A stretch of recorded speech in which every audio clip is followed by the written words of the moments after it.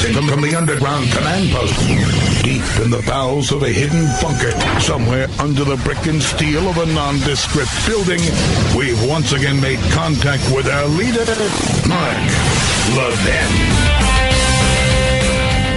Hello, America. I'm Mark Levin. Our number, 877-381-3811, 877-381-3811.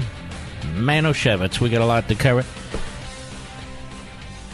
The media, you want to know why so many tens of millions of Americans have nothing but contempt for you? Because we're seeing our fellow Americans having to flee about 1/4 of the United States geographically. Millions. Because their lives, their property, their livelihoods are threatened by Mother Nature.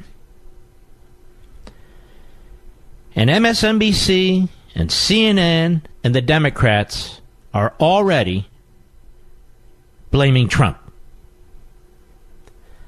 We all know that natural disasters like this are horrific. We all know that government at all levels cannot possibly protect everybody. We also all know that is the responsibility of first responders in all of our communities and states, local firefighters, local emergency personnel, local law enforcement, and so forth, to be on the spot. It is impossible for the federal government to be everywhere with the kind of personnel and resources that are necessary to address these natural disasters. We're not even 100% certain at this hour exactly where it's going to hit.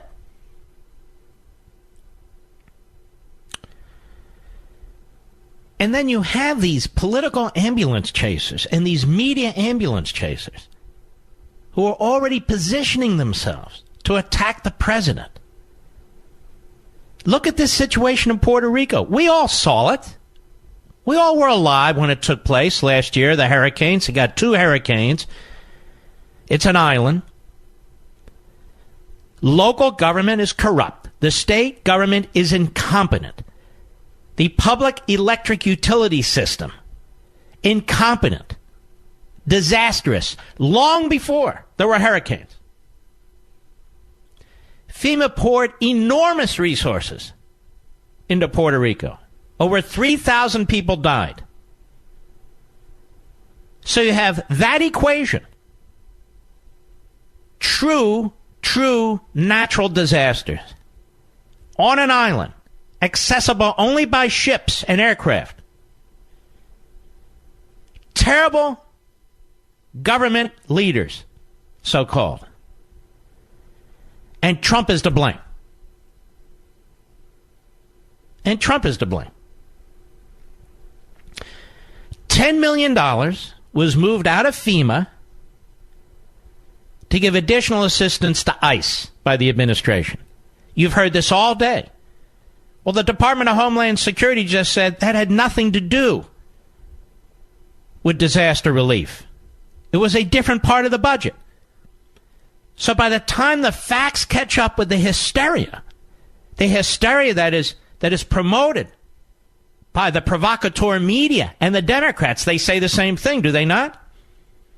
It's almost too late. It's almost too late. I'll give you a prime example. The FEMA administrator, his name is Brock Long, and apparently this guy is enormously competent. And he's on with Andrea Mitchell today. Now, these FEMA folks are on TV, not because they're politicians, but because they're trying to warn people about what's coming as best as they can assess it. As best as they can assess it. And you know what's interesting to me? We talk about the role of the federal government. The federal government definitely has a role in this. It's not a first responder role, but it has a significant role. Not in redistributing wealth, but in protecting the American people as best as they can. But the first responsibility is at the local level. The responsibility is at the state level. That's where the resources are. That's where the people are. That's where the agencies are. That's why you don't have a federal police force with federal cops on the beat. There is no such thing. That's why you don't have federal firefighters. Well, there are some for federal lands and so forth, but you don't have the federal firehouse in your community, the vast majority of you, and there's a reason for that. When you call 911, federal ambulances don't show up at your door. It would be incredible. It would be absolutely impossible to have this kind of federal presence in every single community. And we don't even want it. We don't even want it.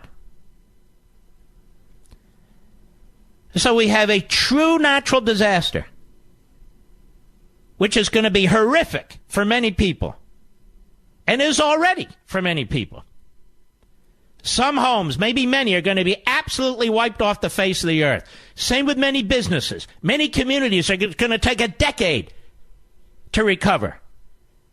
And in Washington, D.C., they talk politics. And in the media, with Washington-based reporters, the Washington-based reporters are talking politics. Now, there are some really true, excellent reporters who go out into these storms and report what's going on. I have nothing but admiration for those people. I'm not talking about them. I'm talking about people like Andrea Mitchell. So listen to this, Hat Tip Daily Caller. This is Brock Long, the FEMA administration, on MSNBC today with Andrea Mitchell. Cut 4, go.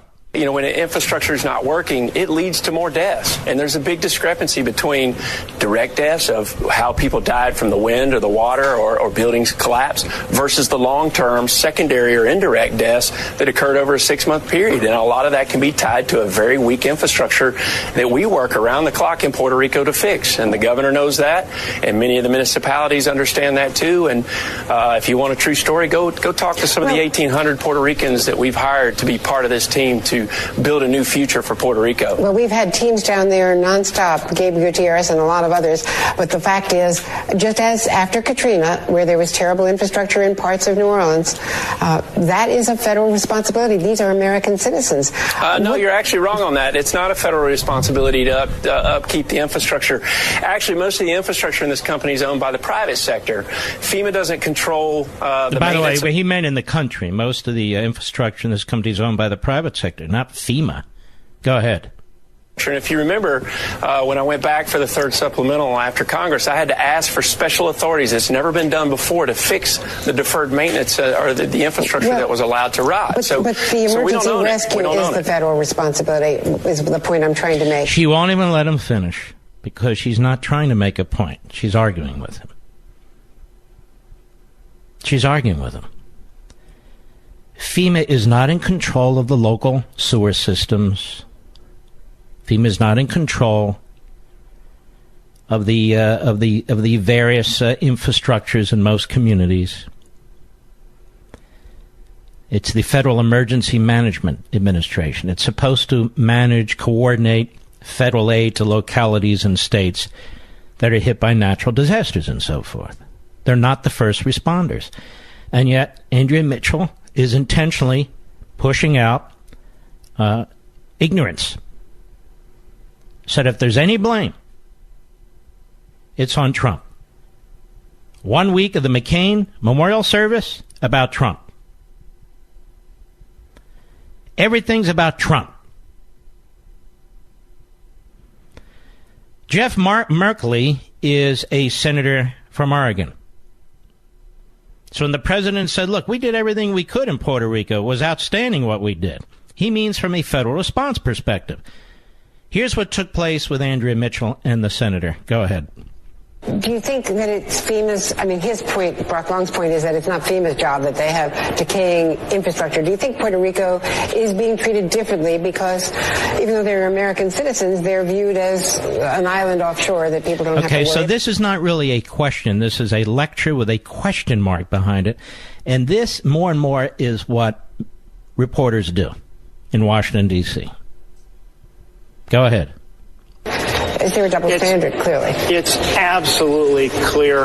I came back realizing that a major reason that so much was being done so slowly is that Puerto Rico does not have a voting voice in Congress, not in the House, not in the Senate, and maybe there should be an individual. Maybe we need to revise and make sure that all of the American cities that are in the additional. This is really loathsome. Because the American people, and that includes, obviously, the people in Puerto Rico, they are American citizens.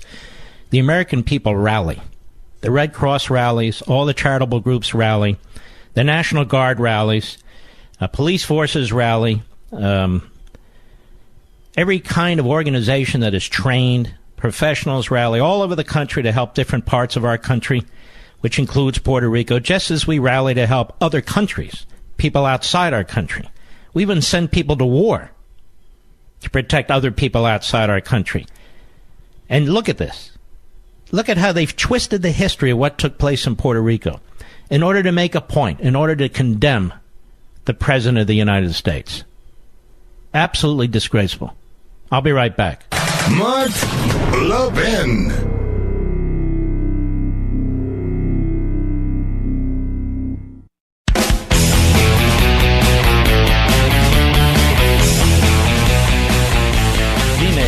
Better job than it's done in past administrations, I can tell you that. It really has. But again, they're preparing to call Trump a racist, of course. Ken Starr. Ken Starr was supposed to be on this program today, wasn't he, Mr. Producer? We locked him in a day or two ago, didn't we? And then at the last minute, they decided they can't come on today. They would have to come on another day, correct? Okay. That means forget it. But my old buddy Ken Starr had time to be on the Morning Joe this morning on MSNBC, and what his publicist doesn't understand is we have far more listeners than they have viewers. But that's okay. It's probably wise for my old friend Ken Starr not to come on the program. I would have been very professional and respectful because I believe he deserves that. I really do. I like him very much. But let's listen to some of what Ken Starr had to say when he was with the Morning Schmo and Mrs. Schmo, Mika Brzezinski. Cut 10, go. Can a president be indicted? And if the answer is yes, why are so many people calling this a question they can't answer? Well, I think a president can be indicted, but that is not the position of the Justice Department traditionally, going back to the Nixon-Ford era and continuing through President Clinton's tenure. And the authoritative within the Justice Department view is set forth in an Office of Legal Counsel opinion during the Clinton administration in the year 2000. And so the basic point is we do not have an authoritative resolution on the issue. My point is, as I describe in the book, the Supreme Court of the United States, in the case of Clinton versus Jones, the Paula Corbin Jones case, determined unanimously that the president is subject to civil litigation. Well, if anything is clear to me, the public policy concerns underlying and informing the criminal justice system are even stronger. All the arguments President Clinton made with respect to, I've been busy, I have these heavy responsibilities, and no one gainsays that. Of course, it's absolutely true. And we should be very careful and respectful of the president's schedule and the like. But no one is above the law. And so, in my judgment, the president can, in fact, be indicted. But it cannot happen, as I see it, under just... Go ahead. Policy as and that's enforceable on Bob Mueller. All right. Well, Ken, you didn't read that memo, apparently. The memo from 2000 that was issued by the Department of Justice. If you read it, they addressed the issue of civil litigation versus criminal litigation. And you see, civil litigation, ladies and gentlemen, is not about imprisoning somebody, thereby decapitating the executive branch and the commander-in-chief. It's not about removing a president via a conviction and a sentence by a federal judge, which would also raise serious separation of powers issues. Civil litigation does not, in my view. So it's not about defending your physical freedom. Is the president supposed to be president behind bars? There's all kinds of protections in our Constitution involving criminal cases. Take a look at the Bill of Rights. Criminal cases. And so, clearly, there's a difference between criminal litigation and civil litigation. And every litigator knows it. President is the only federal official elected by the entire country. And if he's forced to defend his innocence, he's defending it not against some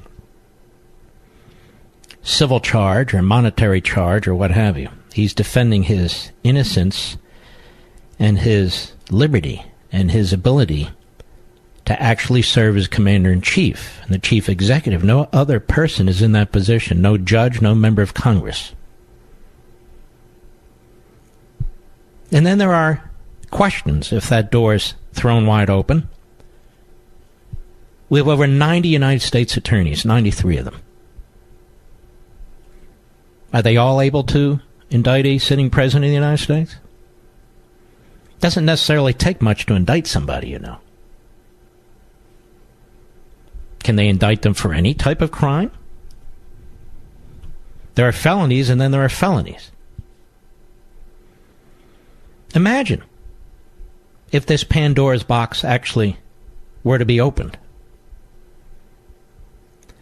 Am I the only one that thinks about the precedential consequences of this when it comes to our constitutional republic? And my personal opinion on whether a president should be indicted or not is irrelevant. It's irrelevant. The Justice Department, the Office of Legal Counsel under Nixon and Clinton happened to be correct. It is not the place of a prosecutor to do that which the Constitution only empowers the Congress to do. That is, to remove a sitting president. I'll be right back.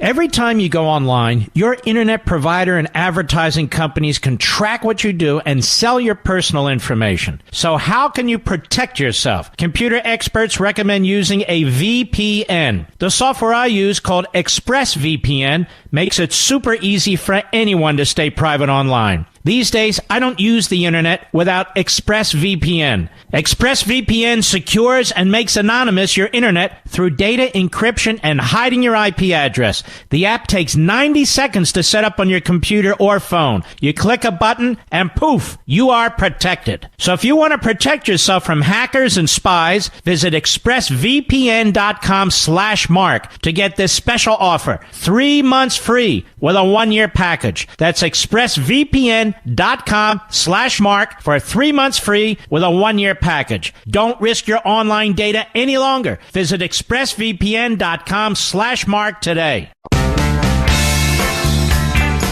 Liberty's voice, Mark Levin. Talk with that voice now. 877-381-3811. Now, one more question is asked of Ken Starr, relevance to events that are taking place, and that is Ken Starr on the Morning Schmo with Mr. and Mrs. Schmo. Can a president be subpoenaed? Can a president be subpoenaed? Cut 11, go. I'm curious what your opinion is about a president's ability to just ignore a subpoena from a federal court if he chooses to. Well, I love Rudy, but Rudy was right then, and as I described in the book, the takeaway from the book is Rudy is not correct now. It is, in fact, the case, as I described in the book Contempt, that the president is subject to subpoena. All right, let's stop. Ken, you're not a judge. You're not a Supreme Court justice. The question Scarborough asked wasn't whether you could, process-wise, trigger the issuance of a subpoena. The question was about quote, the president's ability to just ignore a subpoena from a federal court. That was the question. And the more particular response should be, it depends on the subpoena. If the subpoena is for documents, we know in the Nixon case with the tapes, the Supreme Court has ruled yes. But as for the physical appearance of a president in front of a grand jury, or some alternative, such as the physical interviewing of a president or commanding a president to answer questions, you know full well, Ken, that's never happened. Well, it happened in your case with Clinton because that's the deal you cut with Clinton. But in terms of an adjudication of that issue, that's never happened. Ever. Because most prosecutors would never try it. Go ahead. We were pushed back by the White House during the Lewinsky phase of the investigation. We invited the president through letters 5 times to come before the grand jury and to give an account before the grand jury. Push back, and so I authorized the issuance of a subpoena promptly. With his very able lawyers from Williams and Connolly, we reached a resolution that is now part of history. Yes, you reached a resolution because Clinton actually was and had committed perjury and obstruction. Now, Trump hasn't committed anything. Trump hasn't done anything. To question the President of the United States about a presidential prerogative to have an inferior employee, if in fact he is, question the President of the United States, his boss, about a decision that a president has every right to make under Article 2. He is the executive branch, such as the firing of the FBI director. It's absolutely not the same thing as what you're talking about, Ken Starr, and you damn well know it. And you know it. So the nature of the subpoena, is it a ducis tecum subpoena? What is it? What is the subpoena seeking? The physical presence of the President of the United States in front of a federal grand jury to answer questions about his prerogatives? No, a president is not required to comply with that. He should fight it all the way to the Supreme Court, and that's exactly what we're talking about in the Mueller case, which is quite distinct from the Clinton case. But Scarborough, he doesn't care, and Brzezinski, she doesn't give a damn. So what Clinton did under that fact pattern, as the law applies, has nothing to do with Donald Trump's situation. Nothing. So I wanted to clarify that, and it's too bad Ken Starr wasn't here to discuss this. One-on-one, I would have loved to have done that, but it just wasn't in the cards, apparently. Wasn't in the cards, apparently. Let's take a few calls on these various issues. David, Spring Hill, Florida, on the Mark Levin app. How are you, sir? Doing great. I'm doing great, Mark. First of all, a very good year. Thank you. Thank you. And funny that you should mention and talk about Ken Starr. I had a tie-in there. Ken Starr interviewed my for her college interview many years ago. He's a very good man, by the way. A very nice man. He is. He was. And so this is not a personal put-down in any respect. This is just a strong difference of opinion on a professional level. Well, the other thing is that I'm a Philadelphia area boy like you. I believe we went to the same high school and college, probably right around the same time. Well, where did you go? Central High School. No, I went to Cheltenham. Oh, you went to Cheltenham. That's right. You went to Cheltenham with Benjamin Netanyahu. Well, he was a little ahead of me, but not much. And what college did you go to? I went to Temple University. Yeah? And how old are you? University of Pennsylvania. How old are you? I just turned 76. You're a little younger than me. Yeah, a little younger. All right, go right ahead, my friend. Yep. Those were the days when Central used to try to beat Cheltenham in football, and it never happened. Never happened is right. At any rate. I'm calling about the comments people are making about FEMA and who's responsible for what.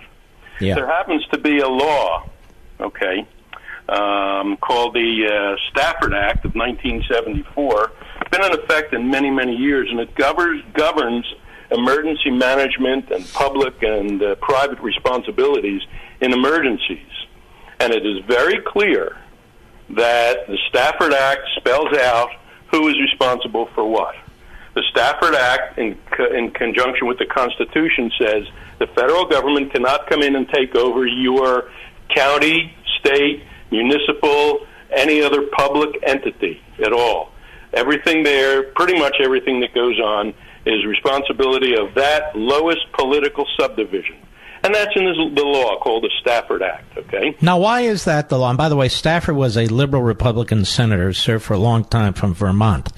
Tell me, why is that the law? Why would Congress make that the law?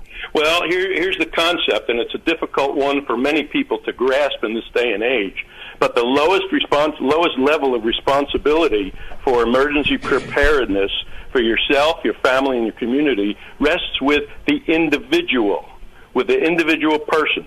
That's why FEMA always says, people say, well, have 3 days worth of food. But emergency managers say, well, we can't get to you in 3 days. There's no guarantee. Have at least a week's worth of food, okay? So the person, the individual, the family is responsible for their particular safety. But let's talk about levels of government, the Stafford Act.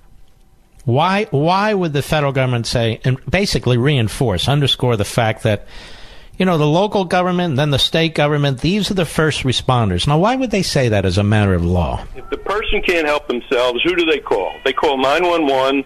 They want the fire department to come out, okay? Fire department can help them as much as they can. If the fire department can't help them, they go back to the next municipality, which in many cases is a county or a parish in some states, okay? And they go there for help. If the county or parish doesn't have the resources, and it's all based on the resources to help, then they can go to the state government. They call the state government Division of Emergency Management. And you were an emergency manager. I just want to be clear with everybody. Yes, the federal government doesn't own those fire trucks. The federal government doesn't own those cruisers. The federal government doesn't own those ambulances or other transport vehicles. The federal government is not there. They try to forward place and plan resources and so forth, but it is simply impossible for the federal government to be the first responder in the vast majority of these cases. And that's why it goes to the individual, then to the county, then to the state. If the state needs help, they call, and most states are in an area compact with 4, 5, 6, 7 states that touch each other geographically and can help each other, just like you were talking about the electric companies. When the electric companies go out and help each other during situations that one can't handle, it's neighbor helping neighbor. So states help each other. If the states can't handle the emergency, whether it be flooding or food or tornadoes or whatever it might be, they call FEMA, the Federal Emergency Management Agency, and they do what they can, but they are not McDonald's, and they are not Burger King, and they are not Walmart. So they can't provide gasoline and water, and they're not charged to do that. Basically, it's out of the goodness of the hearts of the administrators and the Congress who allow FEMA to go in and provide food, clothing, shelter, along with voluntary organizations who are active in disasters, VOAD, Salvation Army, Red Cross, many, many, many others. Okay. All right, my friend. Very, very helpful. I appreciate it, David. And you might want to get a dog, by the way. But thank you for your call. It is very important to understand. First responder. Look what happened on 9/11. I mean, the federal government has FBI here and there, and the U.S. Marshals here and there, and ICE here and there, and so forth and so on. But we have local police forces, local emergency personnel, local firefighting departments, and on and on and on. And that should be the first responsibility of all these local governments. But a lot of these local governments do the same thing as the federal government. Quite frankly, they piss away the tax dollars. They're involved in all kinds of things they shouldn't be involved in, and they don't really put the money where it belongs. With the firefighters, the cops, the emergency personnel, the infrastructure, and so forth and so on.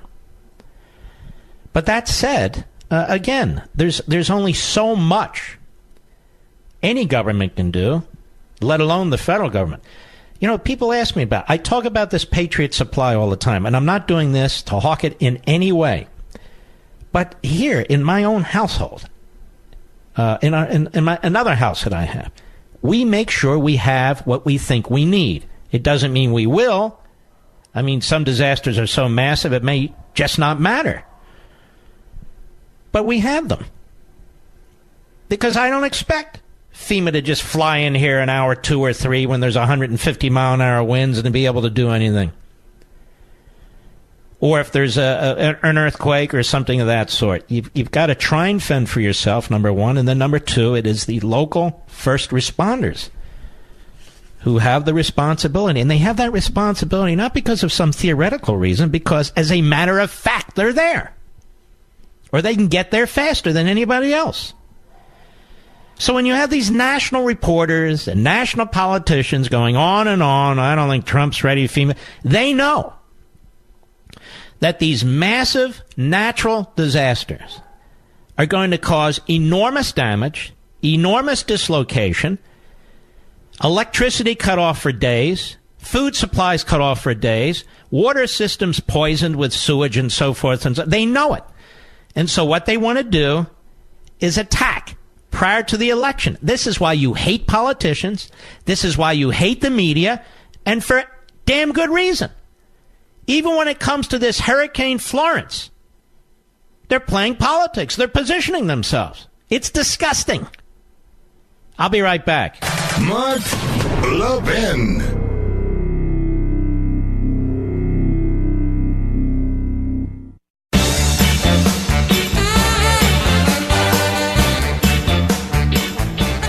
You know, I've been sleeping on my Casper mattress for a couple of years now. I'd pick it over every mattress I've ever had. It helps me get the best night's sleep, period. And once you try Casper, you're going to love yours too. In fact, we have 6 of them, as you know. 6 of them. And 2 for our dogs, Barney and Marty. Casper is a high-quality mattress at an affordable price, and I sleep cool and comfortably every night, thanks to the unique combination of foams that provide the right pressure relief and alignment. Casper ships right to your door for free in a small, how'd they do that, size box. They'll even pick it up if you don't love it and refund you everything. From its engineering to its packaging to letting you try it for 100 nights. It's no wonder Casper has over 35,000 5-star reviews of all their products across Casper, Google, and Amazon. Put Casper to the test in your own home for 100 nights, absolutely risk-free. Go to Casper.com and use code MARK for $50 towards the purchase of select mattresses. That's Casper.com, code MARK for $50 towards the purchase of select mattresses. Casper.com. Terms and conditions apply. Next hour, I want to get into John Kerry colluding with the Iranians. But there's an odd kind of story, and I'll keep this short because it doesn't deserve a whole lot of attention. But since Michael Needham, the chief of staff to Marco Rubio, tweeted something rather odd, I feel I need to mention it. I saw this piece today, and it's from The Hill, so it's suspicious because I don't trust The Hill newspaper. It's largely left, other than Joe Concha and a few others. Rubio praises Dolphins player who takes knee for his community service. I said, well, I like Marco Rubio. I do. I like him a lot. I don't always agree with him, but I like him. I said, what the hell is this? Well, this is how they report it. Senator Marco Rubio on Wednesday offered praise for Miami Dolphins wide receiver Kenny Stills, who's garnered attention for taking a knee during the national anthem at games to protest social injustice. No NFL player does more community service than Kay Stills of the Miami Dolphins, Rubio tweeted Wednesday, sharing a tweet from Stills while lauding the player's charitable work. You don't have to agree with how or why he has chosen to exercise the First Amendment before every game to acknowledge the hours he gives voluntarily on his day off to serve his fellow Americans. And there are any links to photos of Stills doing exactly that. It goes on later. Rubio's previously defended Colin Kaepernick, who was the first NFL player to take a knee during the anthem to protest police brutality and other social issues. The GOP senator told TMZ Sports in May that Kaepernick, who has remained unsigned since the end of 2016 season, deserves to be on a team. Look, I support his right to stand for what he does. I don't agree with what he did, but I support his right to do it.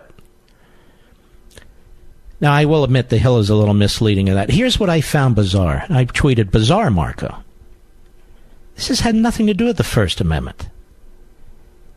He tweets out, you don't have to agree with how or why he has chosen to exercise the First Amendment before every game to acknowledge the hours he gives voluntarily on his day off to serve his fellow Americans. This has nothing to do with the First Amendment. The NFL is not the federal government. They could fire him tomorrow if they wanted to. This isn't a First Amendment violation. So, Mr. Needham, I would recommend you pull out the Constitution and reacquaint yourself with it. Because Mr. Needham tweeted out, deliberately misleading, Mark. Well, what's deliberately misleading? What's misleading at all? Yeah, I didn't even think I was that harsh on Marco, who I like. I just thought it was a bizarre tweet. This has nothing to do with the First Amendment. Zippo.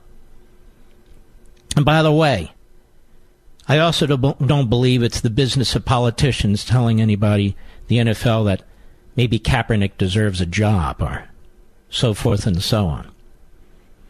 I have no problem with NFL owners getting together and saying, we don't want to hire this guy. Well, that's collusion. I don't care. They're trying to protect the league. Reputation of the league. They're in business. You're the consumer. You're the customer.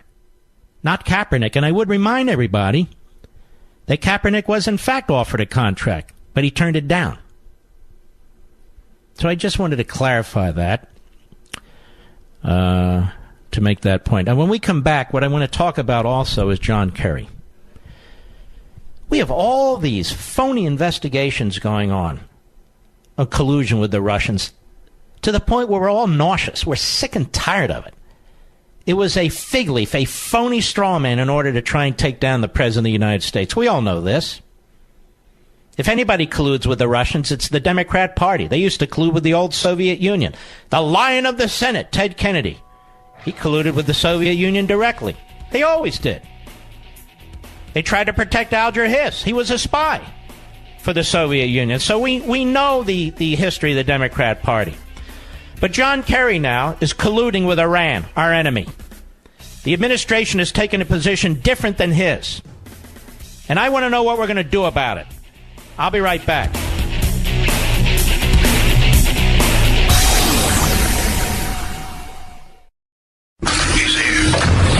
He's here.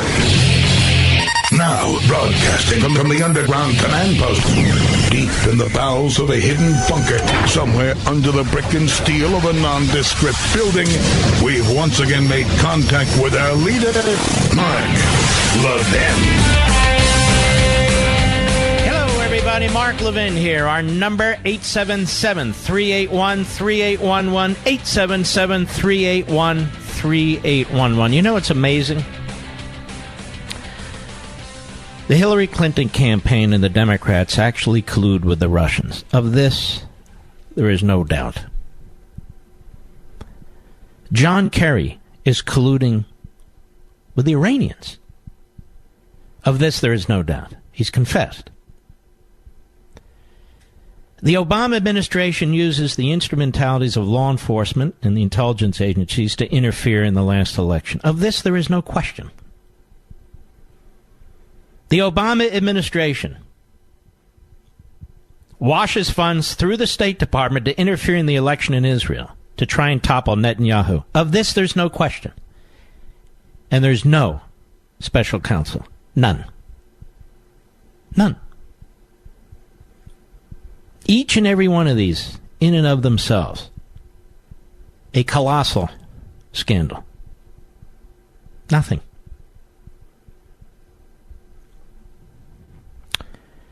We have this story in the Washington Free Beacon, an excellent site. And in this story, they cite an interview by my friend Hugh Hewitt, who actually secured John Kerry as a guest. And it's a great piece by a great reporter, Adam Credo. Former Secretary of State John Kerry disclosed that he's been conducting rogue diplomacy with top Iranian officials to salvage the landmark nuclear deal and push the Islamic Republic to negotiate its contested missile program, according to recent remarks. Now, this is shocking. After the hurricane news, which is worthy news, substantive news, important information to convey to the American people, and particularly those in these areas, this should be story number 2 today. This. Kerry, in an interview with radio host Hugh Hewitt to promote his new book, said that he has met with Iranian former minister Javad Zarif, the former secretary's one-time negotiating partner, 3 or 4 times in recent months, behind the Trump administration's back. I think I've seen him 3 or 4 times, Kerry said, adding that he has been conducting sensitive diplomacy without the current administration's authorization. Kerry said he has criticized the current administration in these discussions, chiding it for not pursuing negotiations from Iran despite the country's fevered rhetoric about the U.S. Kerry's comments are in line with previous reporting on his behind-the-scenes attempts to save the nuclear deal and ensure that Iran continues receiving billions in cash windfalls. These payments were brought to a halt by the Trump administration when it abandoned the nuclear agreement and reimposed harsh sanctions on Iran that have nearly toppled its economy and sparked a popular revolution. John Kerry is Benedict Arnold. That's what he is. He's Benedict Arnold. He did it during the Vietnam War, and he's doing it again. Kerry said he met Zarif in Norway, Munich, and other international forums. As Iran continues to plot terror attacks across the globe and transport weapons to regional hotspots in Syria and Yemen, Kerry has tried to help Zarif preserve the nuclear agreement with European nations.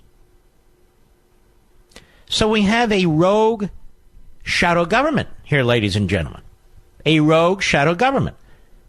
Just as Kerry's former colleague from Massachusetts, Ted Kennedy, worked closely with the Soviet regime against Ronald Reagan. Kerry is working closely with the Iranian regime against President Trump and the United States of America. What I've done is try to elicit from him, Zarif, what Iran might be willing to do to change the dynamic of the Middle East for the better, Kerry said. Now, he's a private citizen. How does one resolve Yemen? What do you do to try and get peace in Syria? Those are the things that really are preoccupying him, because those are the impediments to Iran's ability to convince people it's ready to embrace something different. Kerry said he has offered blunt talk to Zarif in order to push the regime to accept restrictions on its foreign interventionism. I've been very blunt to Foreign Minister Zarif. I told him, look, you guys need to recognize the world does not appreciate what's happening with missiles, what's happening with Hezbollah, what's happening with Yemen. You're supporting an ongoing struggle there. What an idiot. Like they don't know that? They're terrorists. What an idiot. Iran has said they're prepared to negotiate and resolve these issues, but the Trump administration's taken a very different tack, says Kerry. Criticizing the current White House, Kerry lamented that it appears right now as if the administration is hell-bent to pursue a regime change strategy in Iran that would bring the economy down and try to isolate it further. Never known for being the brightest bulb in the chandelier. The former Secretary of State cautioned the current administration, saying the United States historically has not had a great record in regime change strategies, number one. Number two, that makes it very difficult, if not impossible, for any Iranian leader to sit down and negotiate anything, because they're not going to do it in a capitulatory situation. Iranian leaders have said multiple times in recent months they will not take any meetings with Trump or his administration. So here is John Kerry giving testimony against himself. Sally Yates, the former Deputy Attorney General of the United States, was waving around the Logan Act, which has never been used successfully and rarely been used since its earliest times, against private citizens who interfere in diplomacy and American foreign policy. Yet they waved it around when it came to Lieutenant General Michael Flynn. It was a pretext that the United States Department of Justice under Barack Obama used to try and set up General Flynn. In fact, Sally Yates raised it with the FBI director. Sally Yates raised it a lot, the Logan Act, knowing it had never been successfully used and had rarely been used since it was instituted. And yet when it comes to John Kerry, nobody mentions it in the media. When it comes to collusion with an enemy, and undermining a sitting administration, John Kerry has done exactly that. He's give aid and comfort to the enemy. And I have to wonder, will there be a FISA warrant issued to surveil him now? To see what other activities he's been involved in, to see the extent to which he will continue his rogue diplomacy with the Iranian regime as he undermines our commander-in-chief. Would a FISA court judge, quick to issue a warrant against Carter Page and Trump World, will they be quick to issue a warrant to surveil John Kerry, who should be surveilled now? Don't you think? I mean, there's certainly enough information to justify it, including his own unwitting confession. Nobody ever said he's the brightest person in the world. In fact, he's one of the dumbest. Then John Kerry, hawking a book, is on with Dana Perino on Fox. Let's hear how that went. Cut 12, go. How many times since you left office have you met with the Iranians or Iranian representatives? A few times, 2 or 3 times. And is that now let's stop there. 2 or 3 times. Did he not tell Hugh Hewitt 3 or 4 times, Mr. Producer? Wouldn't you know how many times you've met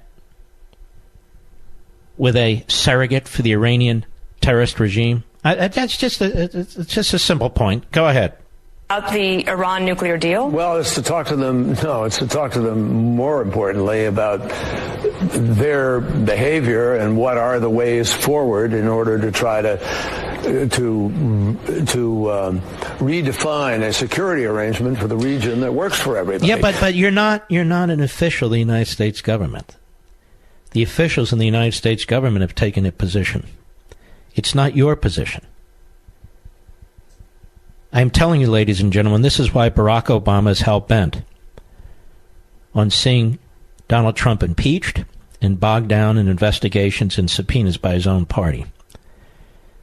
What the Obama administration did in the lead-up to the election and during the election to try and sabotage the Trump candidacy, and what its surrogates are doing now, absolutely unprecedented.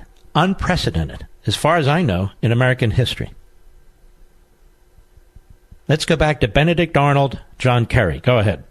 Iran is going to continue to meddle in Yemen or to meddle in other countries, Saudi Arabia, elsewhere, Hezbollah. Or fund Hezbollah, or mess around with Syria, or be involved in Iraq. We have legitimate concerns. What people don't realize is, even in the agreement that we made with Iran with respect to their nuclear weapon, we kept the sanctions on missiles. We kept the sanctions on human rights abuses. We kept the sanctions on their transfer of weapons to Yemen. And we raised those sanctions several times. So we object as much as anybody to those activities, but we differ. The sanctions were phony. The sanctions were not instituted. And the entire deal was bogus. The entire deal was bogus. So they could continue to be poised to effect a nuclear arsenal. But don't worry, we placed some sanctions in place. The problem is whether the Trump administration says so or not straightforwardly, the regime needs to be toppled. The regime needs to be toppled. I know this really upsets the Code Pink Republicans, including one of whom was on Fox and several of whom have columns and websites and so forth. But this regime needs to be toppled. It is a terrorist regime. It has killed American soldiers. It has It is developing nuclear weapons. It will continue to develop nuclear weapons and ICBMs. The world doesn't end in 5 years or 10 years. This is a regime that will continue to pursue them. Nuclear proliferation. And so the goal is to address that before they have missiles that can hit Chicago and Philadelphia and New York and Washington and Los Angeles and Houston and Dallas and Seattle and Portland and Detroit and Miami and every major metropolitan area in this country and everything in between and around. That's the point. I'll be right back. Mark Levin.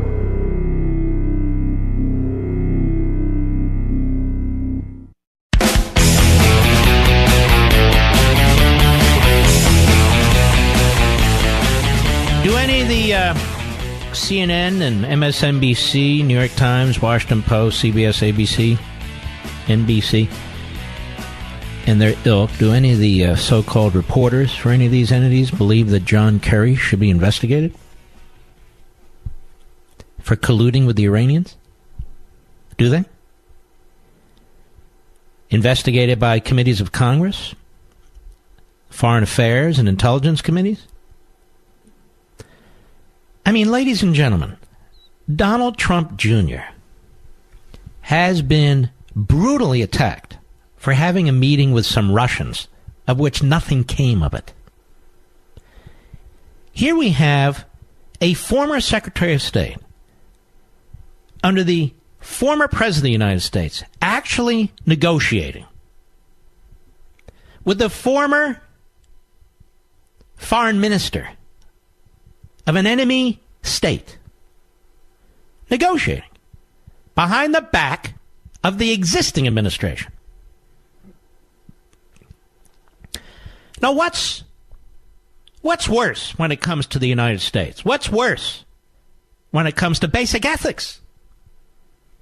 John Kerry conducting a rogue foreign policy, interfering with the decisions of the current administration, or Don Jr.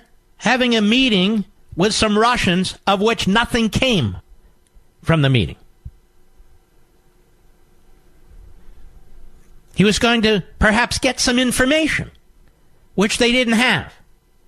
And we have heard all along, on and on and on, Don Jr. this, Don Jr. that. Poor Don Jr., I'll tell you what, there he is, colluding with the Russians. There it is, he's colluding. He ought to be indicted. Indicted for what?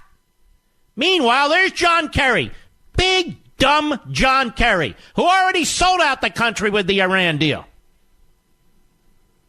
Circling back.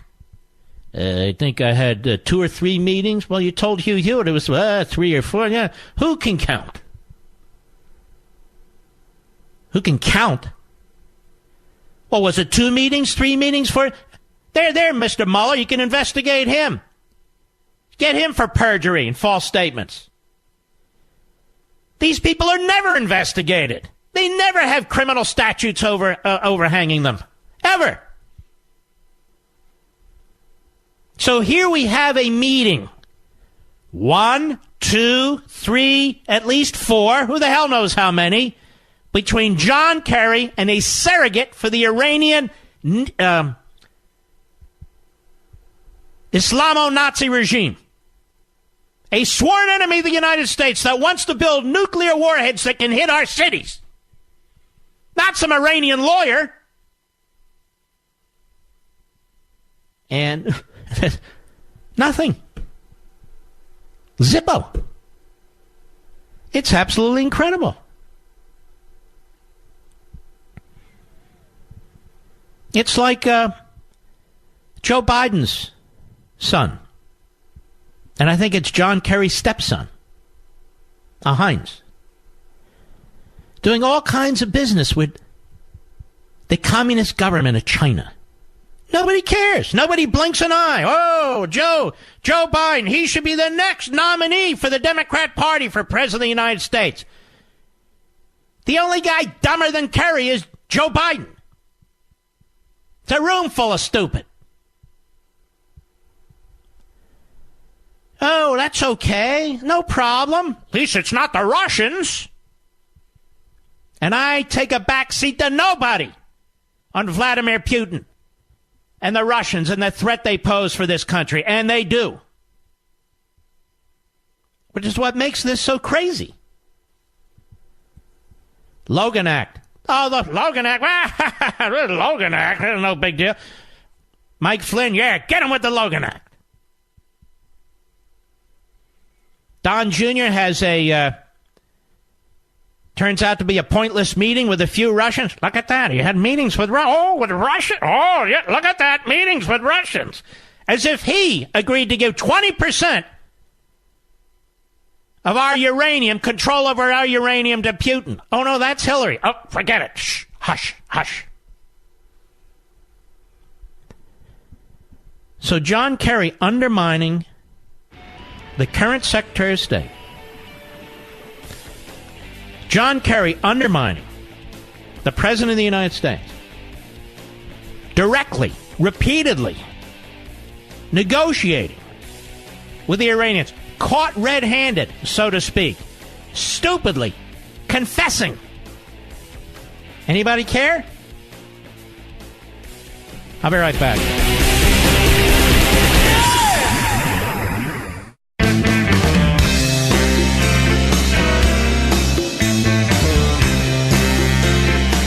This is Radio Free America on the Mark Levin Show. Call now, 877-381-3811.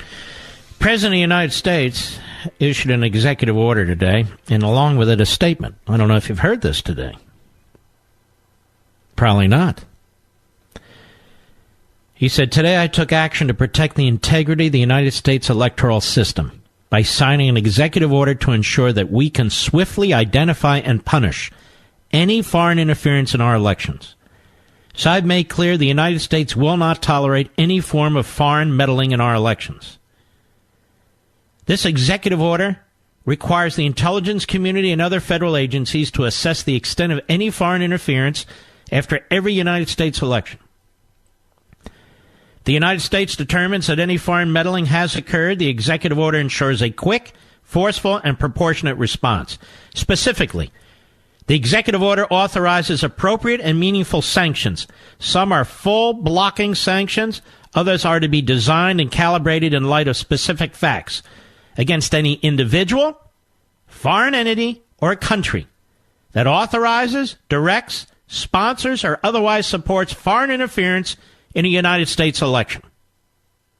The executive order also directs the executive branch to develop a uniform process for assessing and determining foreign interference in United States elections.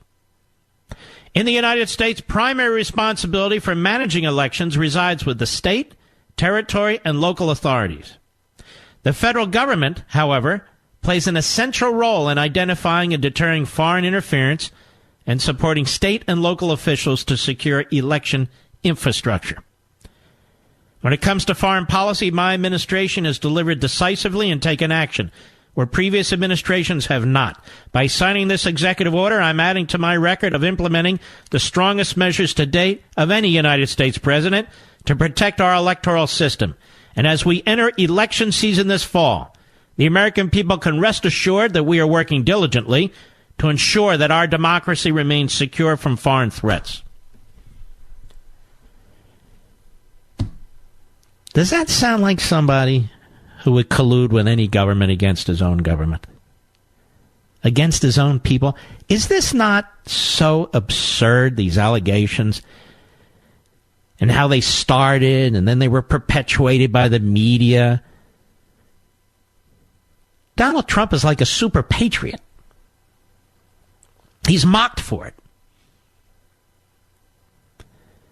And the notion that he would do a John Kerry or a Ted Kennedy and collude with a foreign government is just absurd on its face. And here he is, making it clear to any individual, group, or government that once we have an election and we find out you interfered with it in any way, you will feel our wrath. No, I didn't hear Andrea Mitchell talking about this today. Now, I must confess, it's not like I hang on her every report. I don't hang on any of her reports. But if Barack Obama had done this, Barack Obama did the opposite. He kept quiet from the American people the fact of Russian interference until just a few days before the election, a week or so, when it looked like Hillary was in trouble. He kept it secret. They were given stand-down orders. Don't really engage the Russians. We've never really gotten to the bottom of what, if anything, the Obama administration did to confront Russian interference in our election. It's amazing. You would have thought Donald Trump was president of the United States, the way they try and wrap it around his throat. It's unbelievable. It wasn't his administration. It was the Obama administration. It wasn't his CIA director, his FBI director, his attorney general, his secretary of state. It was theirs. And they did butkus. Purposely. Because they didn't want to taint Hillary's predicted victory, you see. Every time you go online, your internet provider and advertising companies can track what you do and sell your personal information. You see this, right? When you go on a website, all of a sudden something pops up and go, wait a minute. I visited that shoe store before. Or how do they know I'm interested or looking for XYZ? Because they track you. That's how. Plus, the NSA spies on literally everything. So how can you actually protect yourself? Computer experts recommend using a VPN. The software I use is called ExpressVPN, and it makes it super easy for anyone to stay private online. All of you. They're rated the #1 VPN service by TechRadar. These days, I don't use the internet without ExpressVPN. ExpressVPN's apps take just minutes to set up, and afterwards, they run seamlessly in the background of my computer and smartphone.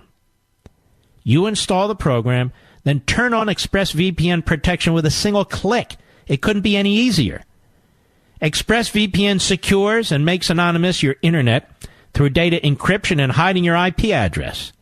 That means nobody can record or access your online activity. So if you want to protect yourself from hackers and spy agencies and protect your ISP, I'm telling you how you can do it. Visit our friends at expressvpn.com/Mark. That's ExpressVPN, EXPRESSVPN.com/Mark. And by the way, get their special offer, 3 months free with a 1-year package.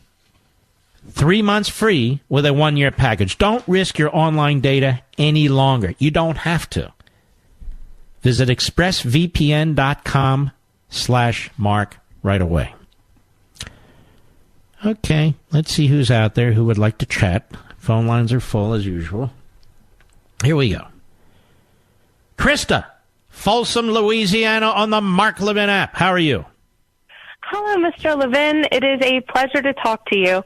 Thank you. I was just calling to say what I don't understand about what Kerry is doing and why people aren't stopping him is what incentive would Iran have to sit down and speak with Donald Trump if John Kerry is still running over there saying, what do you need to talk to us? We'll do anything, please, just like they did with the initial negotiations.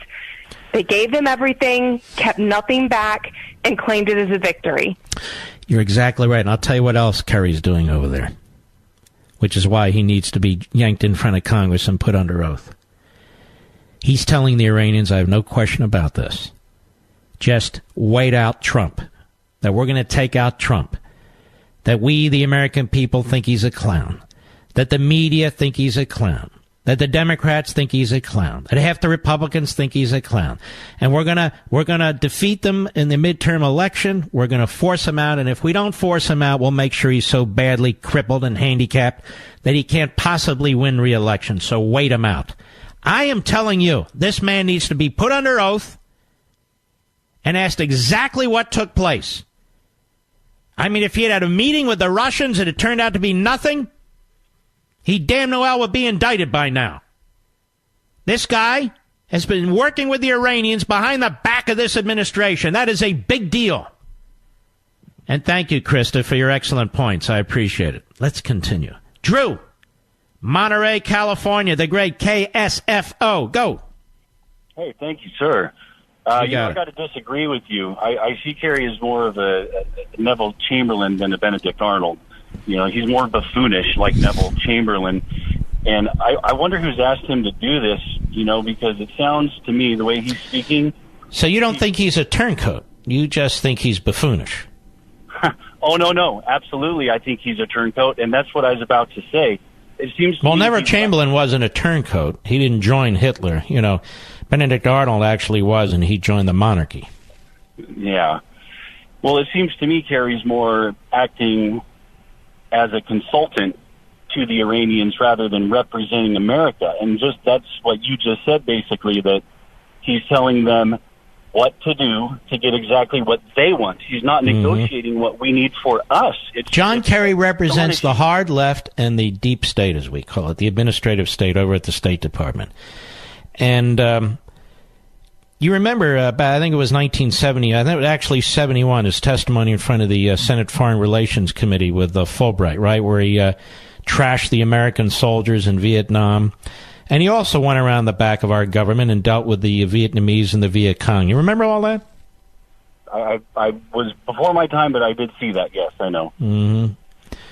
All right, my friend, I appreciate your call. I don't know, are we even able to pull up that audio at this point, Mr. Producer? I don't mean to throw you a knuckleball.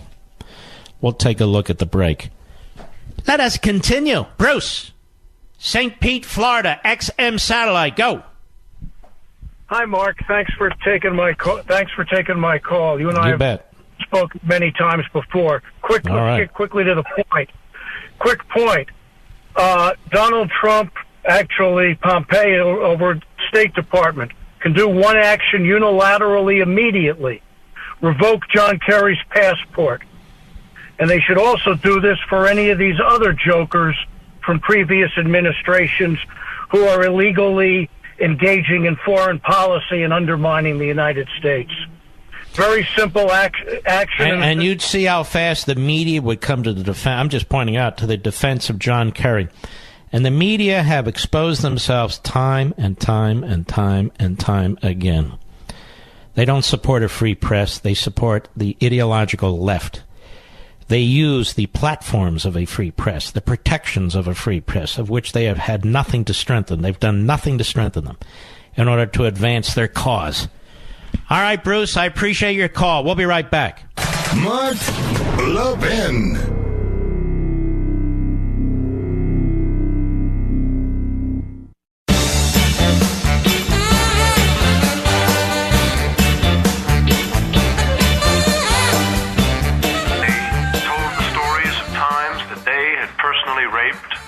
Cut off ears, cut off heads, taped wires from portable telephones to human genitals and turned up the power, cut off limbs, blown up bodies, randomly shot at civilians, razed villages in fashion reminiscent of Genghis Khan, shot cattle and dogs for fun, poisoned food stocks, and generally ravaged the countryside of South Vietnam. There is John D. Kerry, 1971, I recall, in front of the Senate Foreign Relations Committee with a broad character assassination of Vietnam soldiers. American soldiers in Vietnam, I should say. And he also colluded with the North Koreans and the Vietnamese. So he's got a pattern here. You know, if you've been watching the confirmation hearings from Judge Kavanaugh last week, I think you'll agree that it's a prime example of how some in the Senate abuse their power and, frankly, make a joke out of Congress in general.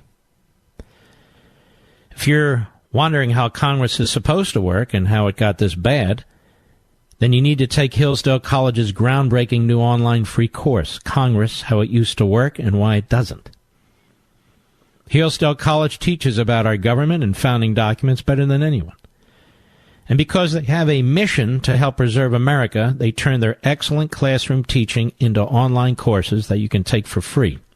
In this new course, you'll learn exactly what Congress should be doing and what it shouldn't, how it got to the state it's in today, and how we can start to restore a more constitutional Congress. The course is free to you, my listeners, and when you pre-register, you'll reserve your place for when it launches on Constitution Day, September 17th. Now, that's next week, and that's coming fast, so I want you to try and register quickly. And here's how you do it. You go to levinforhillsdale.com, Levin for Hillsdale.com right now, and just register. It's free, so reserve your spot today. Levinforhillsdale.com. Genghis Khan. It's Genghis Khan. You know, I watched I wouldn't call it a documentary, but a historical program, and not too long ago. And the program was about the 10 biggest mass murders in world history. The 10 biggest mass murders in world history. Do you know who the biggest one, Mr. Producer, was? Genghis Khan. That is, Genghis Khan. And I want you to think about this, folks. No guns. No gunpowder.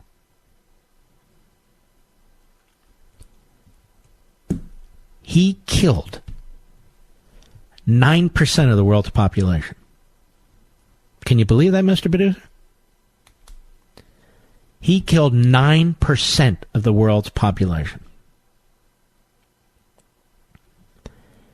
Enormous. All on horseback,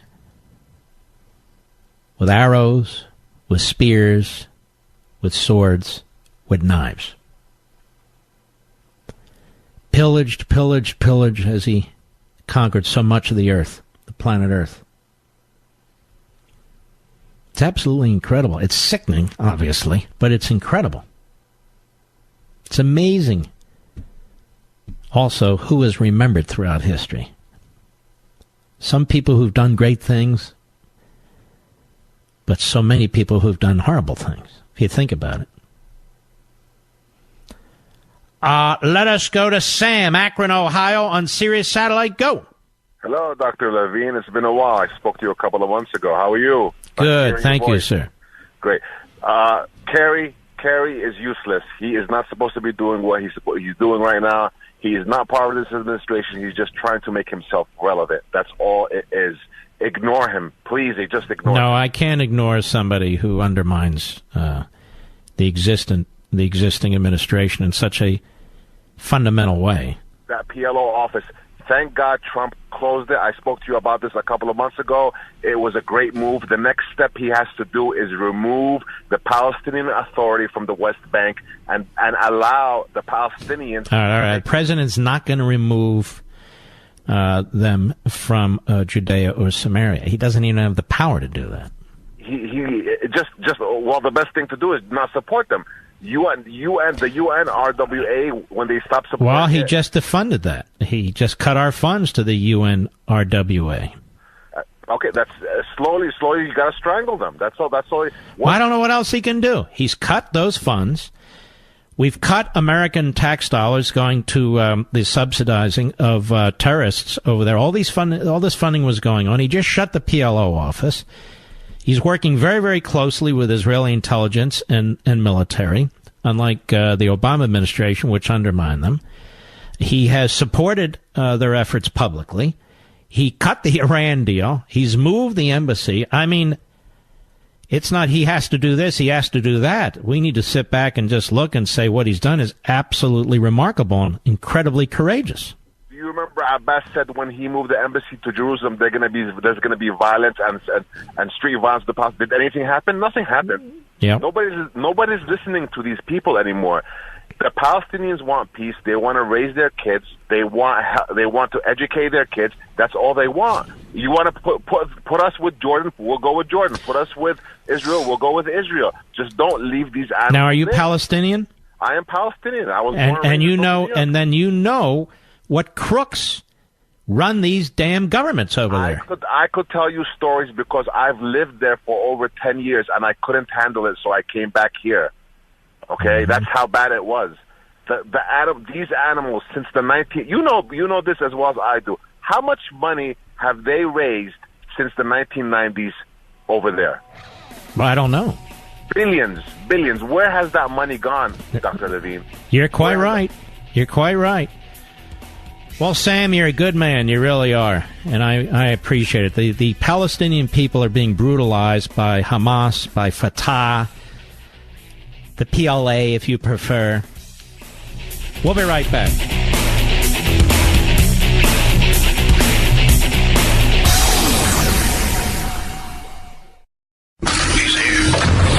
He's here. Now, broadcasting from the underground command post, deep in the bowels of a hidden bunker, somewhere under the brick and steel of a nondescript building, we've once again made contact with our leader, Mark Levin.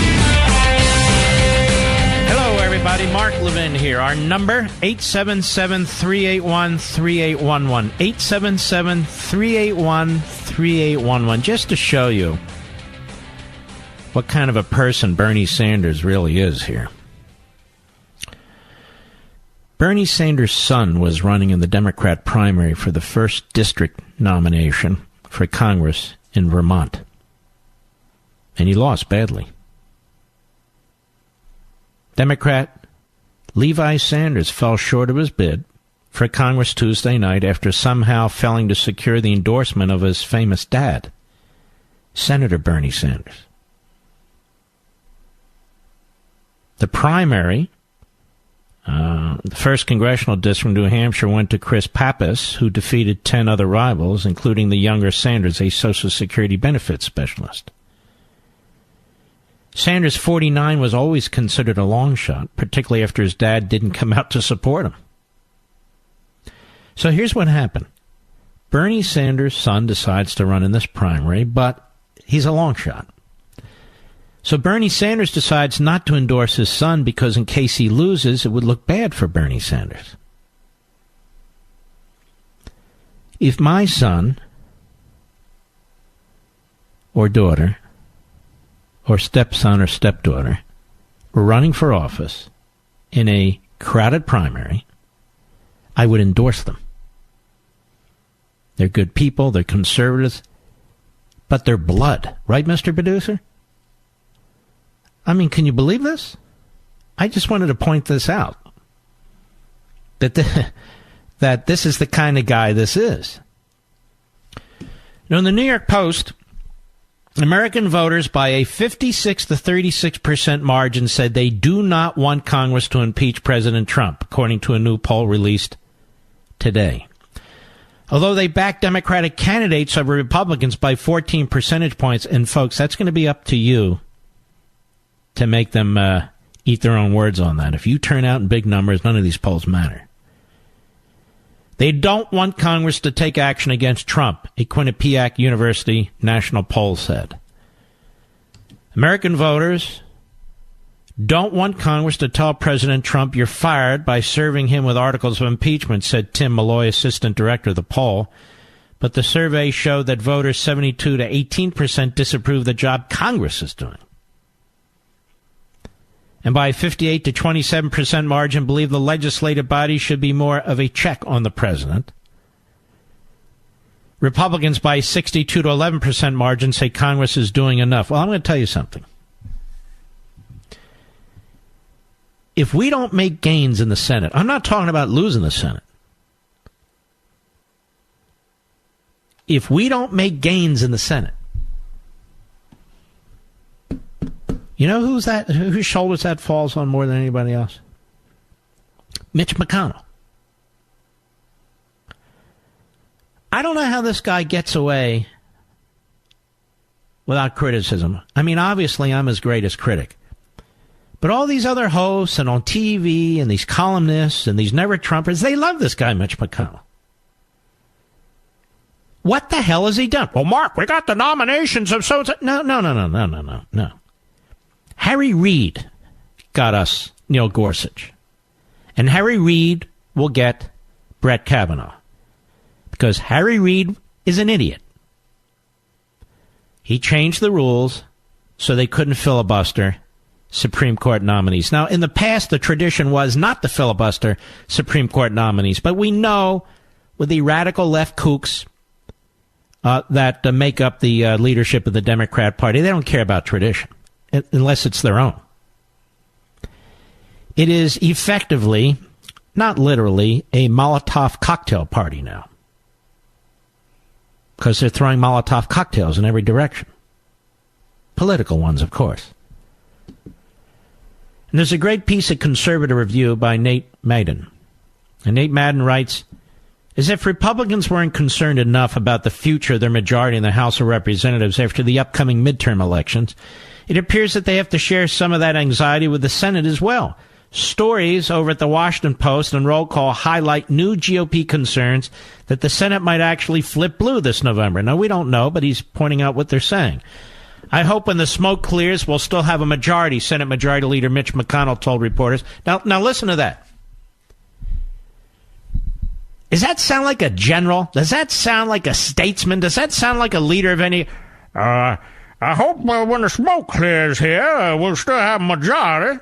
I mean, we've been doing all kinds of bipartisan spending and deficits and debt.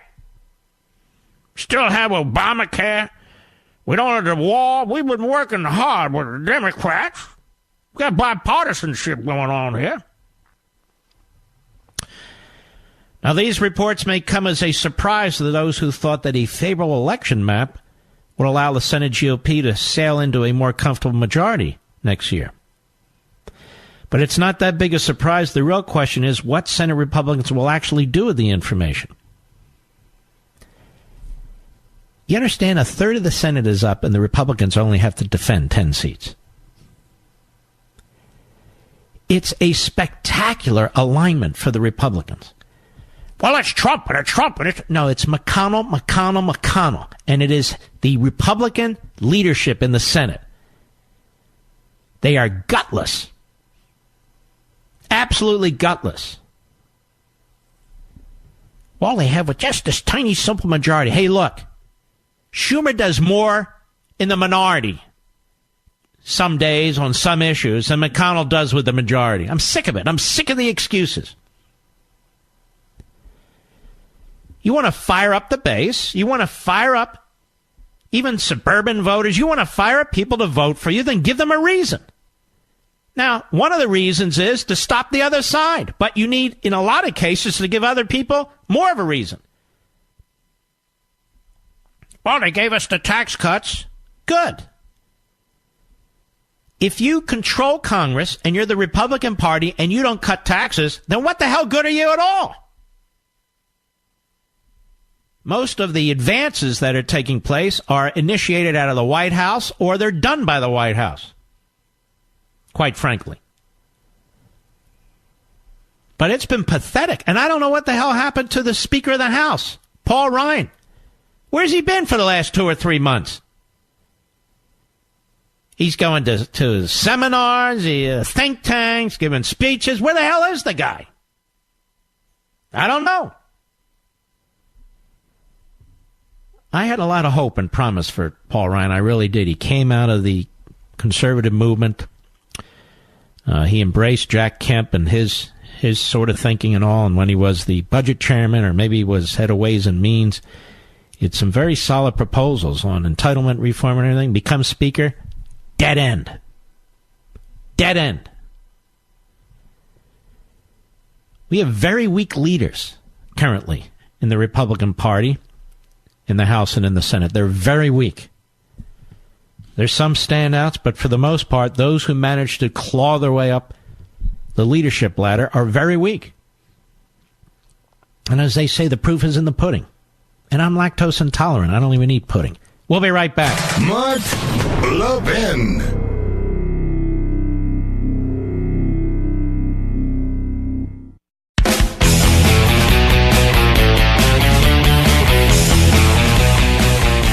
You know, some days, if you sit back and you watch what's going on in the world through the lens of television, whether it is so-called news or entertainment, sometimes you just have to laugh. These clowns in the news media pretend they're objective and they're nonpartisan. And they'll do something here and there to try and demonstrate that they are. But this president has exposed every last one of them. Every last one of them. Every day on TV, every afternoon on TV, every night on TV, they're jumping out of their clothes. I've never seen anything like it. They're so full of your predictable liberal hate. And they spew it. They ask questions that are statements and then put a question mark on the end of it, like you're so stupid you don't understand what they're doing. The manner in which they choose guests, it's so obvious. The more outrageous the professor, the more idiotic the politician. And they don't care. They'll even pick a porn star. They'll even pick a porn star's lawyer. Doesn't matter. And better yet, if the people who voted for Trump are smeared and character assassinated, better yet. And they're so out of the closet, it's just unbelievable. It's almost hilarious. It's like perhaps going to the Hamptons and watching them in August. Or where else? Hollywood, Beverly Hills. You're actually getting to see the real here. They put up these facades because they're phonies. And they just cannot control themselves. They just cannot control themselves. And they will be forever wearing their own scarlet letters. They actually tattooed these scarlet letters on themselves without any help from us. Without any help from us. So the hate, they're stereotypical leftists. You even watch clips from Don Lemon. Nobody actually watches his show. That guy is a left-wing kook. Incredible. And you can go on and on down the list. There is a big story today. But we get so worn down by this stuff that I decided to save it toward the end. Stroke Page. You remember Peter Stroke, Lisa Page? Texts reveals there were leaking like mad in the lead-up to the Trump-Russia probe. Others were leaking like mad.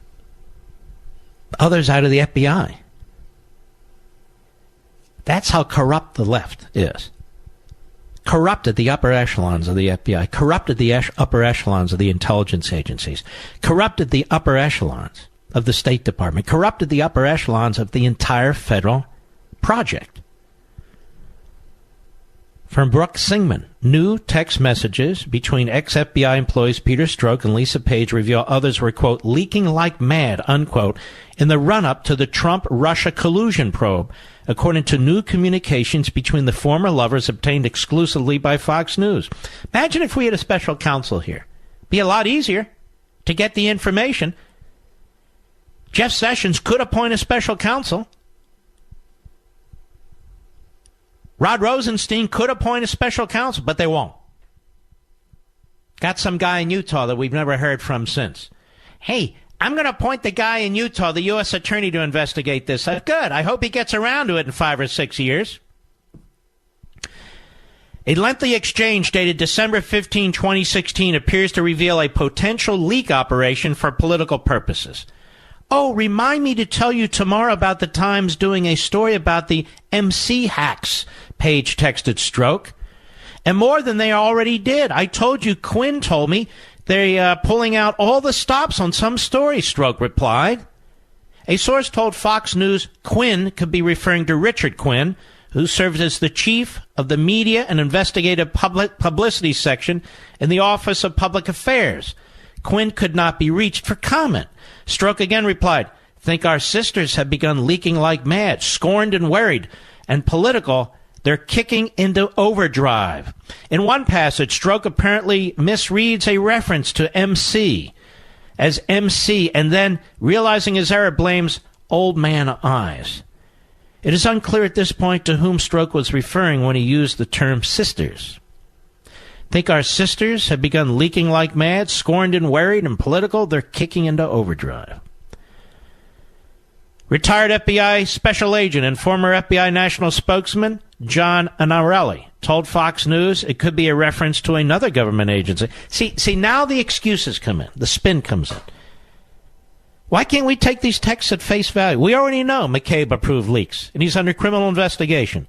We already know Stroke was a leaker. We already know Page was a leaker. We already know Comey was a leaker.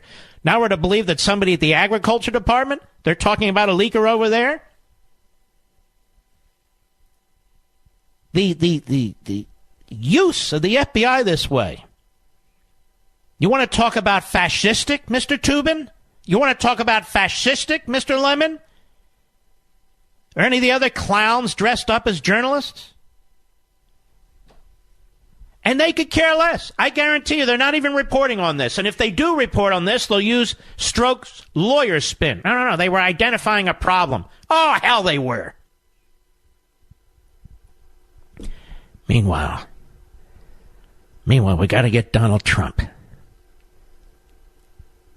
Now, we are uniquely qualified here on this program to dig into this impeachment issue, just so you know. Uniquely qualified. You're listening to somebody who read the transcript with others in his office at the Landmark Legal Foundation of the Andrew Johnson impeachment trial. No other host has done that.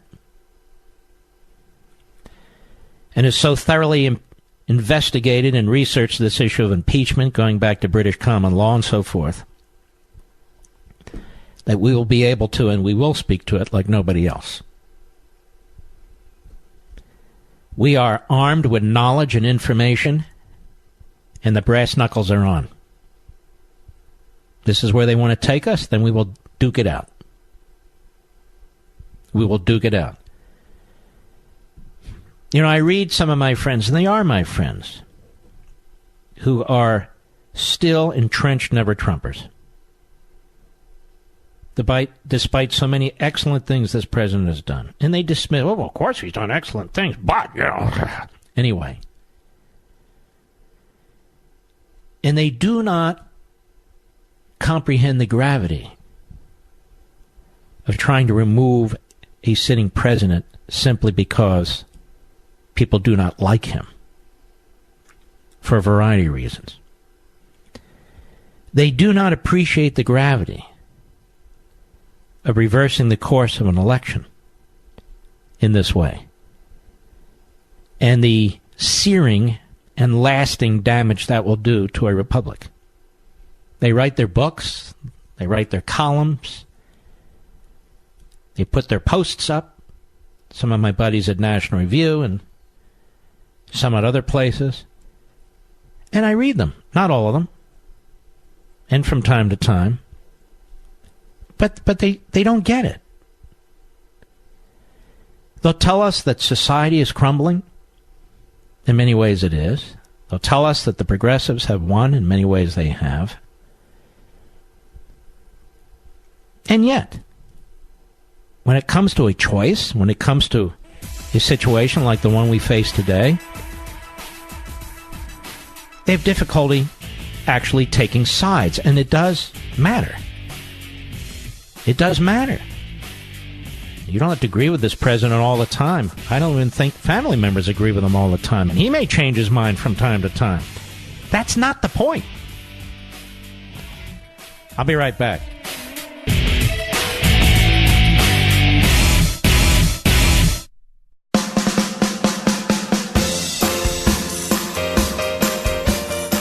This is the nation's town hall meeting, and you can join in at 877-381-3811. Man, oh man, Shevitz, I've got so much to cover and no time left.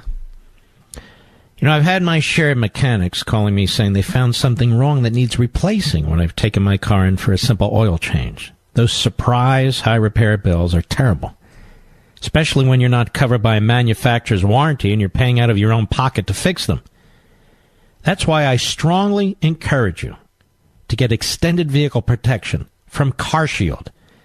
If your car is 5,000 to 150,000 miles, CarShield can save you from paying for high repair costs. Now, how do I know? Because I have a 2010 Camaro. Replacing your engine or even a simple sensor can cost thousands.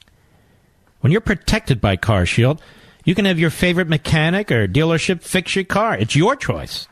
CarShield also provides 24/7 roadside assistance and a rental car while yours is being fixed for free, and get covered by the ultimate in extended vehicle protection. Get CarShield. It's simple. Call 800-CAR-6100, 800-CAR-6100, and mention code Levin, or visit carshield.com. That's carshield.com. Again, mention code Levin, and you'll save 10%. That's carshield.com or 800-CAR-6100.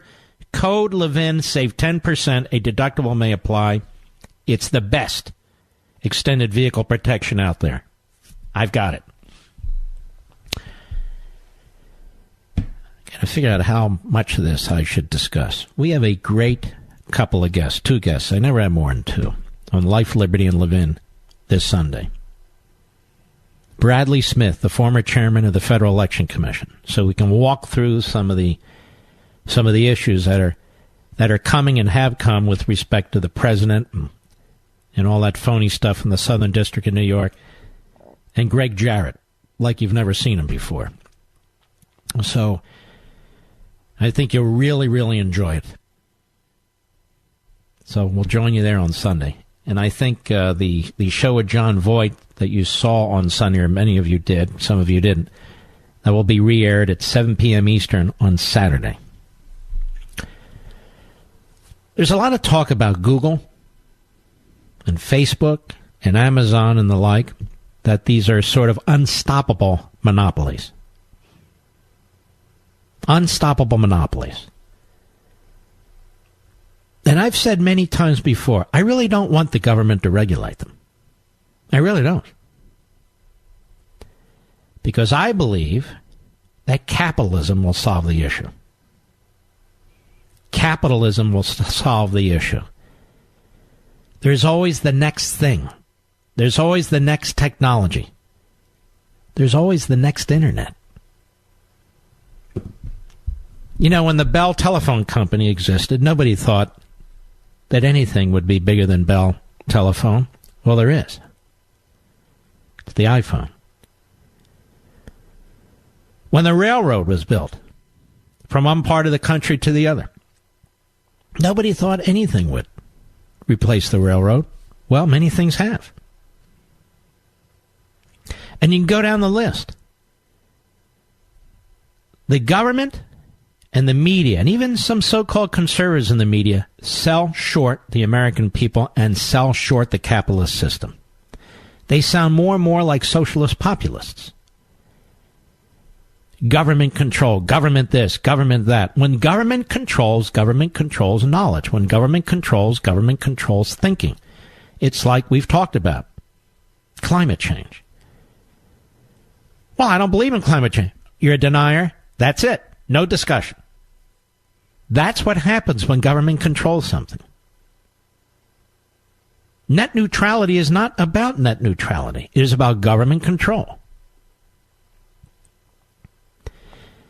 The point is, ladies and gentlemen, there are things that are being conjured up now, things that are being seriously considered by very smart people, that one day could, in my view, will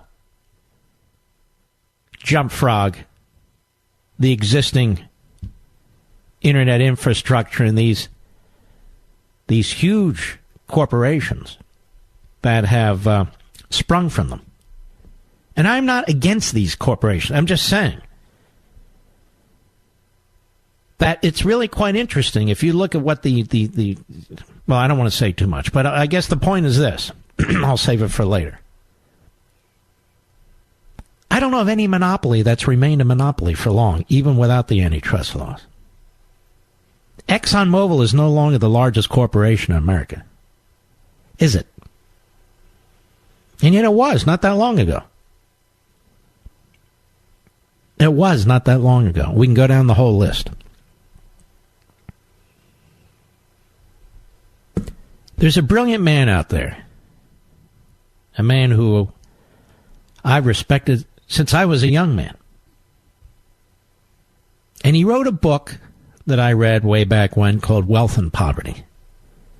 His name is George Gilder. And he's written a magnificent book called Life After Google. But anyway, you shouldn't fret about this. You shouldn't get so worked up where they can't sleep at night. This is why I am an unabashed capitalist. Because capitalism works. Because capitalism embraces knowledge. Because capitalism moves money where money should go.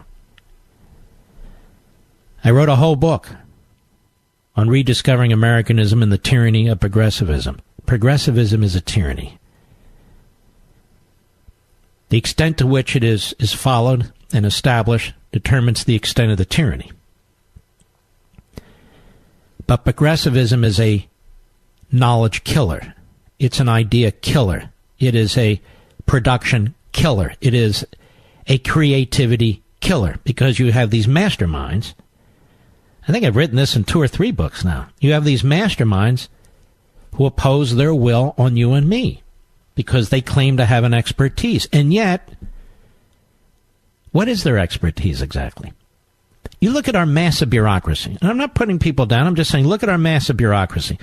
The progressive model, at least 100 and some years ago, was we're going to create this administrative state, all kinds of experts.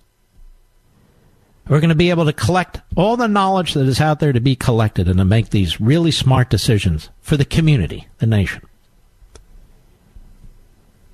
Well, what makes bureaucrats smarter than people in the private sector? Nothing.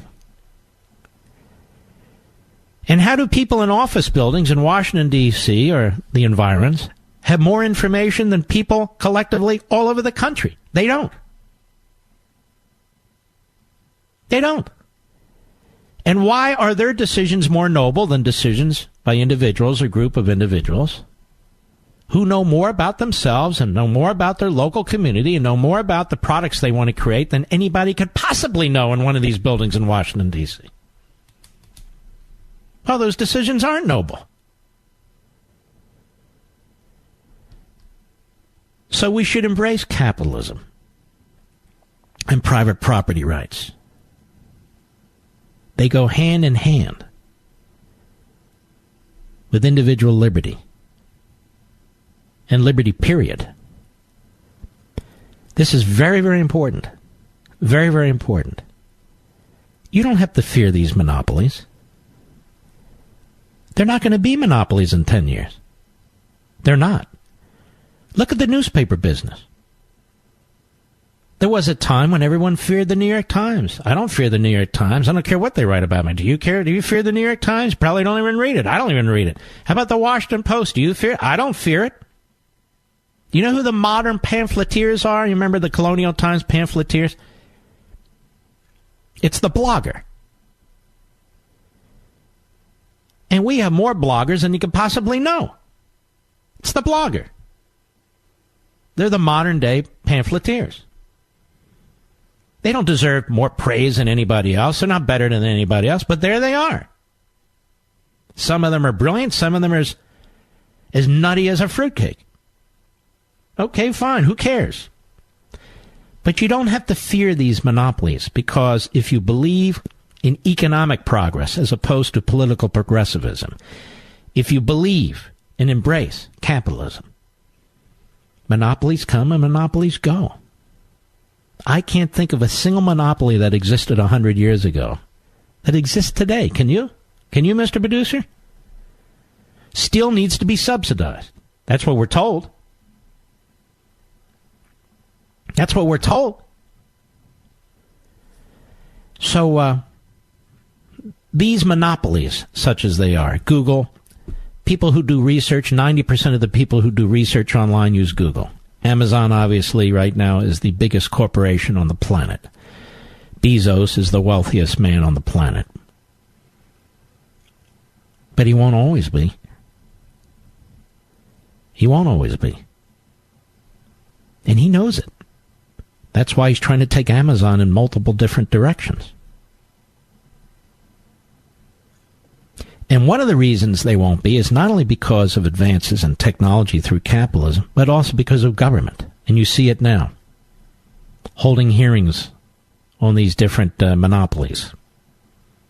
Conservatives demanding that these monopolies be controlled. And they may succeed. But there are other people out there working on alternatives. Working on something else. That's what's so great about a dynamic economic system. It creates jobs, it creates opportunities, it creates wealth, it improves our standard of living. It does all those things. It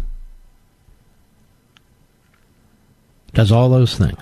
More on this in about a week or 10 days. I'll be right back. Mark Levin.